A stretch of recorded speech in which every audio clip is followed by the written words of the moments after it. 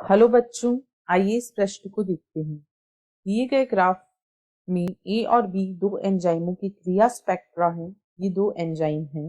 विकल्प ए amylase B trypsin, विकल्प B ए pepsin B trypsin, विकल्प सी ए काइमोट्रिप्सिन बी रेनिन, या विकल्प डी ए लैक्टेट डिहाइड्रोजनेज और बी एमाइलेज। इस प्रश्न की जो मुख्य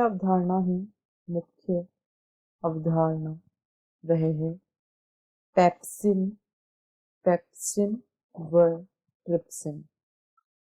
पेप्सिन और ट्रिप्सिन ये दो एंजाइम्स होते हैं।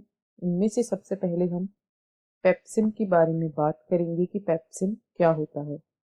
पेप्सिन एक प्रोटीन पाचक एंजाइम होता है। यह एक प्रोटीन पाचक एंजाइम होता है जो कि जठर रस में उपस्थित होता है।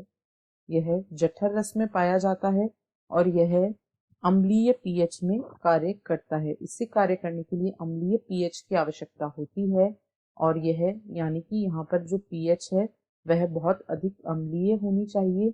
साधारणतया 2 से 5 पीएच के आसपास ये अधिक क्रियाशील होते हैं और ये अम्लीय माध्यम में क्रियाशील होते हैं। यदि पीएच अधिक होगी तो इनकी क्रियाशीलता घट जाएगी। अब यदि ट्रिप्सिन की बात करें तो जो ट्रिप्सिन होता है, ट्रिप्सिन भी एक प्रोटीन पाचक एंजाइम ही होता है। यहाँ पर हम देखेंगे कि जो ट्रिप्सिन यह भी एक प्रोटीन पाचक एंजाइम है। यह एक प्रोटीन पाचक एंजाइम है और यह जो अग्नाशयी स्राव होता है, अग्नाशयी स्राव उसमें उपस्थित होता है और यह मुख्यतः क्षारीय पीएच पर क्रियाशील होता है। यह क्षारीय पीएच पर क्रियाशील होता है यानी इसको कार्य करने के लिए क्षारीय पीएच की आवश्यकता होती है। एंजाइम जो होते हैं ये पीएच के लिए विशिष्टता दर्शाते हैं और एंजाइम जो होते हैं ये विशिष्ट पीएच पर ही क्रियाशील होते हैं, जैसे कि पेप्सिन अम्लीय तथा ट्रिप्सिन क्षारीय पीएच पर ही क्रियाशील होता है। अब यदि हम दिए गए ग्राफ को देखें तो हम यहाँ देख सकते हैं कि जो एंजाइम ए दिखाया गया है उसकी क्रियाशीलता जो कम पीएच है वहां पर अधिक है, जबकि एंजाइम बी की क्रियाशीलता अधिक पीएच वाले क्षेत्र में अधिक है। यानी अम्लीय माध्यम में एंजाइम ए क्रियाशील है और क्षारीय माध्यम में एंजाइम बी क्रियाशील है। तो यदि हम विकल्प ए को देखें तो ए एमाइलेज दिया गया है। एमाइलेज एंजाइम क्षारीय पीएच में क्रियाशील होता है, इसलिए ए सही नहीं है।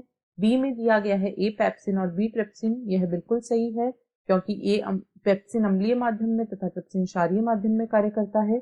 सी में दिया गया है काइमोट्रिप्सिन तथा रेनिन, तो जो रेनिन है वह अम्लीय पीएच पर ही काम करता है, क्षारीय पीएच पर नहीं, अतः यह भी गलत है। और डी में दिया गया है लैक्टेट डिहाइड्रोजनेज और बी में दिया गया है एमाइलेज, तो यह भी गलत है क्योंकि इन एंजाइमों के लिए भी यह पीएच सही नहीं है। तो विकल्प बी इस प्रश्न का सही उत्तर है। आशा है आपको प्रश्न समझ आया होगा। धन्यवाद।